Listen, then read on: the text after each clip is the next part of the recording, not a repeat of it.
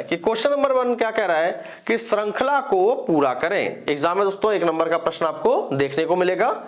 दोस्तों देखते हैं, 2 है, फिर 6 हो गया, फिर 6 से 18, 18 से 54। तो दोस्तों दिखाई दे रहा है हमें, अगर हम 2 की गुणा 3 से कर दें तो 2 तिहाई 6 हो गया, 6 में गुणा 3 से कर दें तो दोस्तों 18 आ जाएगा, 6 तिहाई 18, 18 की गुणा दोस्तों 3 से कर दें तो 18 तिहाई 54 आ जाएगा।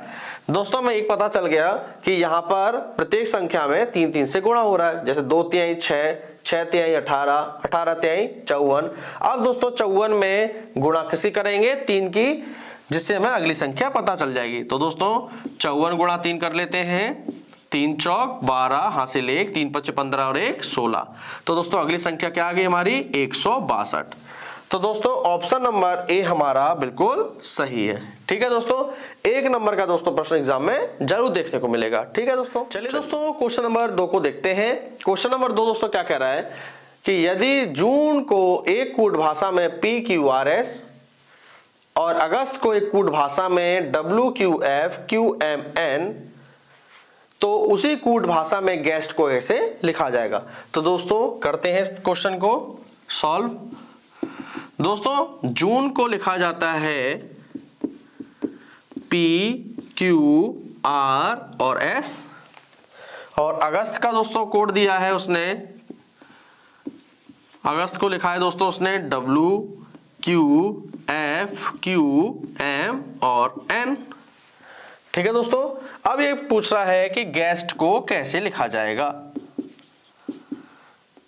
ठीक है दोस्तों, अब दोस्तों देखेंगे कि G का कोड क्या दिया है। दोस्तों देखिए G का कोड क्या दिया है F, तो दोस्तों G के सामने F लिख लो। U का कोड दोस्तों क्या दिया है Q, यहां भी चेक कर लेते हैं दोस्तों, अगस्त में U का कोड Q दिया है। ठीक है, कंफर्म हो गया। तो दोस्तों U की जगह Q आ गया। अब दोस्तों E का कोड चेक करेंगे, E का कोड दिया है दोस्तों S यहाँ पे, तो E के कोड की जगह S रख दो। ठीक है, अब आगे दोस्तों देखेंगे S दोस्तों अगस्त में है, S का कोड है दोस्तों M, तो S के जगह M रख दो। ठीक है, अब दोस्तों T का कोड दिया है इसने N, तो आप T की जगह N रख दो। तो दोस्तों हमारा आंसर निकल के आया FQSMN।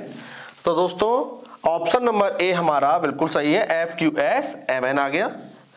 ठीक है दोस्तों, आपको कुछ नहीं करना है, आपको इस तरीके से ए अक्षर के सामने अक्षर को रख लेना है, और दोस्तों जो बोला जाए, आपसे पूछा जाए, उसको उठा के रख देना है। ठीक है, जैसे उन्होंने जी बोला, आपने देखना है जी के सामने क्या लिखा F, तो आपने जी के सामने F रख दिया। U के सामने दोस्तों Q है, तो U के सामने Q रख दिया। E के सामने S है, तो S रख दिया। S के सामने दोस्तों क्या दिया M, तो M रख दिए। और T का कोड क्या दिया N, तो N रख दिया। आपका आंसर आ गया। इसी तरीके से दोस्तों आपको फॉलो करना है एग्जाम में। ठीक है, चलिए दोस्तों क्वेश्चन नंबर 3 को पढ़ते हैं। क्वेश्चन नंबर 3 दोस्तों क्या कह रहा है कि अंग्रेजी वर्णमाला में आपके दाएं से 17वें अक्षर के दाएं 7वां अक्षर कौन सा होगा। दोस्तों आप भी ट्राई करते रहिएगा साथ साथ। ठीक है, 5 क्वेश्चन दिए जाएंगे दोस्तों, और 10 नंबर के प्रश्न होंगे। ठीक है, आपके एग्जाम में। तो दोस्तों 2 क्वेश्चन हमने कर लिए हैं, मुझे उम्मीद है आपके दोनों सही होंगे। अब तीसरा क्वेश्चन ट्राई करते हैं। दोस्तों अंग्रेजी वर्णमाला को पहले आप क्या करो, एग्जाम में लिख लो ABCDEFGHIJKLMNOPQRSTU VWXYZ। दोस्तों ये होता है बाएं से। ठीक है, जब भी आपको बोला जाए बाएं से तो ए की तरफ से होता है दोस्तों बाएं से, दाएं से बोला जाए तो जेड की तरफ से होता है दोस्तों दाएं से। समझ लो दोस्तों एक बार, ए की तरफ होता है दोस्तों बाएं से और जेड की तरफ होता है दोस्तों दाएं से। तो दोस्तों आप पढ़ते हैं प्रश्न को, अंग्रेजी वर्णमाला में आपके दाएं से, तो दोस्तों दाएं से बोला है तो जेड की तरफ से पढ़ना पड़ेगा। दाएं से 17वां अक्षर, तो दोस्तों पढ़ते हैं 1 2 3 4 5 6 7 8 9 10 11 12 13 14 15 16 17, 17वां आया आपके दाएं से जे। अब क्या कह रहा है 17वें अक्षर के दाएं 7वां, 17वें अक्षर के, फिर आप दोस्तों आपके अब जे के दाएं जाना है। जे के दाएं दोस्तों के की तरफ से पड़ेगा, तो 1 2 3 4 5 6 7, तो 7वां अच्छा दोस्तों क्या पड़ा, क्यू पड़ा। ठीक है, तो दोस्तों ऑप्शन नंबर ए हमारा बिल्कुल सही है। चलिए दोस्तों क्वेश्चन नंबर 4 को पढ़ते हैं। क्वेश्चन नंबर 4 क्या कह रहा है कि x और y भाई है, p और q बहनें हैं, x का पुत्र q का भाई है, आप बताइए कि y का p से क्या संबंध है। चलिए दोस्तों करते हैं। क्या बोला उसने दोस्तों, x और y भाई है। ठीक है दोस्तों, जब दोस्तों अगर बात करें किसी मेल जेंडर की, ठीक है, तो आपको प्लस का साइन लगाना है।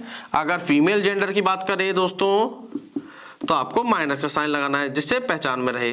ठीक है दोस्तों, तो x और y भाई हैं तो दोस्तों एक ही जनरेशन में आएंगे। ठीक है, आगे बढ़ेंगे। p और q बहनें हैं। ठीक है, लेकिन हमें ये नहीं पता हमें कहां बिठाना है। ठीक है दोस्तों, आगे पढ़ना पड़ेगा। x का पुत्र q का भाई है, x का पुत्र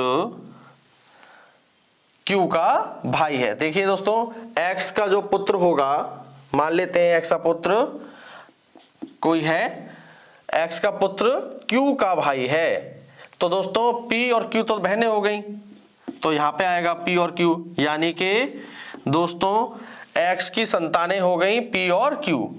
ठीक है ना, समझ आया ना दोस्तों कि x का पुत्र हमें नहीं पता कौन है, तो मान लेते हैं प्लस कुछ भी रख लीजिए, x का पुत्र प्लस है। ठीक है, q का भाई है। ठीक है, q का भाई हो जाएगा दोस्तों प्लस। ठीक है ना, तो यानी कि x की संतानें क्या हो गई, p और q। अब दोस्तों आगे बढ़ना पड़ेगा। आप बताइए कि y का p से क्या संबंध है, y कौन लगेगा दोस्तों, y कौन लगेगा p का दोस्तों, तो चाचा ही लगेगा दोस्तों। ठीक है ना, तो दोस्तों ऑप्शन नंबर बी हमारा बिल्कुल सही है। चलिए दोस्तों क्वेश्चन नंबर 5 को पढ़ते हैं। क्वेश्चन नंबर 5 दोस्तों क्या कह रहा है कि निम्न विकल्पों में से संबंधित शब्द को चुनिए। दोस्तों बर्फ का संबंध है पानी से, तो ठोस का संबंध किससे होगा। दोस्तों जब बर्फ पिघल जाती है तो दोस्तों वो किसमें परिवर्तित हो जाती है, पानी में। ठीक है, ये बात हमें दोस्तों क्लियर होगी कि बर्फ के पिघलने पर वह पानी में परिवर्तित हो जाता है। इसी तरीके से हमें ठोस का देखना है। जब दोस्तों ठोस पिघल जाता है तो दोस्तों वो किसमें परिवर्तित हो जाता है, वो दोस्तों परिवर्तित हो जाता है द्रव में। ठीक है, जब बर्फ पिघलती है, जब बर्फ पिघलेगी दोस्तों तो वो पानी में परिवर्तित हो जाता है, और जब ठोस पिघलेगा, ठीक है, तो दोस्तों वो परिवर्तित हो जाएगा द्रव में। ठीक है, किसमें, द्रव में परिवर्तित हो जाएगा। ठीक है दोस्तों, तो ऑप्शन नंबर ए हमारा दोस्तों सही है। ठीक है।